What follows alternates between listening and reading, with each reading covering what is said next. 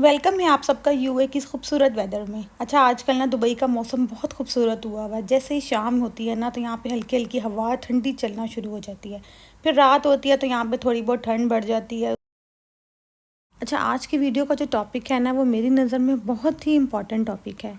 और मेरे ख़्याल से मेरी बहुत सी बहनें इस टॉपिक से, इस मसले से डील कर रही होंगी।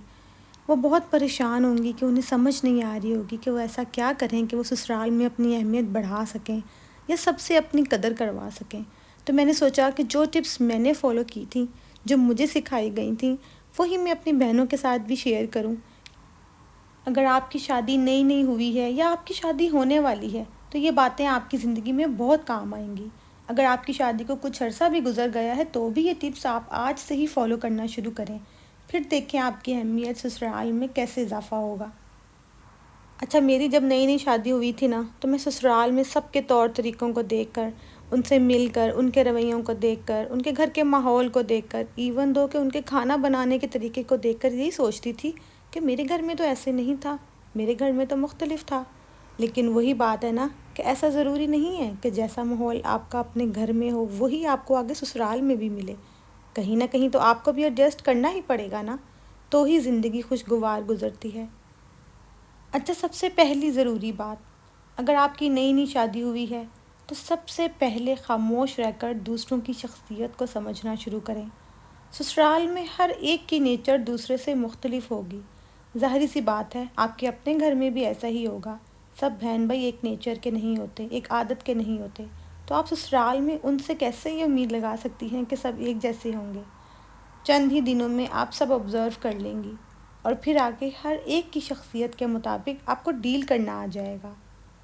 आपको समझ आ जाएगी कि किस शख्स के साथ आपको कितना घुलना मिलना है और किससे थोड़ी हदूद में रहना है। और अगर आपकी शादी को कुछ अरसा गुजर चुका है फिर तो ज़ाहिर सी बात है कि आप सबकी शख्सियत को, सबकी फ़ितरत को और सबकी आदत को बहुत अच्छे से समझ चुकी होंगी। तो फिर तो मेरा मशवरा यही है आपको कि आप अभी से ही सबको उनकी नेचर के मुताबिक डील करना शुरू कर दें।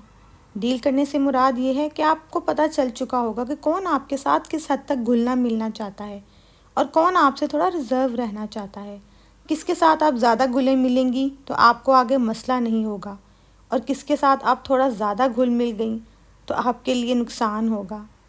इसलिए आज से ही आप थोड़ा सा फ़ासला रखना शुरू करें अगर आपको लगता है कि कोई शख्स आपसे फ़ासला बनाना चाहता है। क्योंकि मेरे ख़्याल से कुछ लोग ऐसे होते हैं जिन्हें अपनी स्पेस चाहिए होती है, तो इसमें कोई बुराई नहीं है कि उन्हें उनकी स्पेस दे दी जाए। जितना वो आपके साथ घुलना मिलना चाहें आप भी उसी हद तक उनके साथ महदूद रहें। और अगर कोई आपके साथ खुद से घुलना मिलना चाहे, आपके साथ अटैच होना चाहे, तो आप भी उसके साथ घुले मिलें। लेकिन याद रखिए कि वहाँ भी आपको अपनी हद कायम रखनी है। ऐसा नहीं करना है कि दिल खोल के सारी बातें सामने रख देनी है, सारे राज बता देने हैं। ऐसा कभी नहीं करना है। हाँ, इज़्ज़त के साथ घुले मिलें, अच्छा वक्त गुजारें।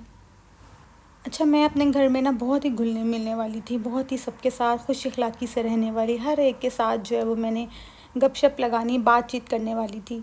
लेकिन जैसे ही मेरी शादी हुई ना तो मैंने अपनी इस आदत पे थोड़ा कंट्रोल किया, क्योंकि ज़ाहिर सी बात है मैं नई नई गई थी वहाँ पे, मुझे नहीं पता था किसकी क्या आदत है, कौन मेरी इस आदत को जो है वो बुरा समझ ले। तो मैंने जो है ना अपनी इस आदत पे कंट्रोल करके सबको ऑब्ज़र्व करना शुरू किया।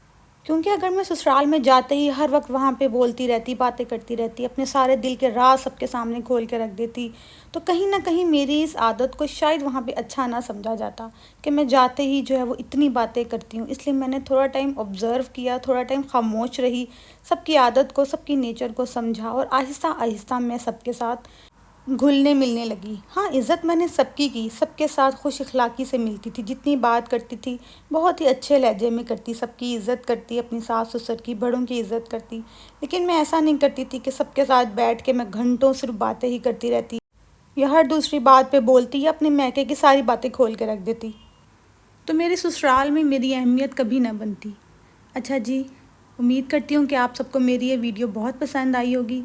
इंशाल्लाह मैं इसका पार्ट 2 भी जल्द बनाऊँगी, क्योंकि मेरे पास बहुत सारी बातें हैं अपनी बहनों के साथ करने के लिए।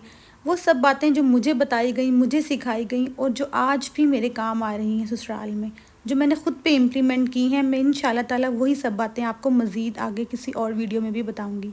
اچھا جی، ملتی ہوں ایک الگ نیو ویڈیو میں، تب تک کے لیے اپنا خیال رکھیے گا۔ اللہ حافظ۔